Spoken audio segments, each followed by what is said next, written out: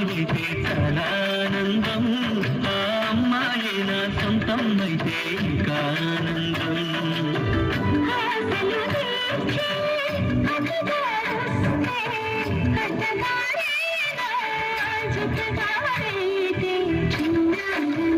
కాదు అది చిన్న ఆనందం,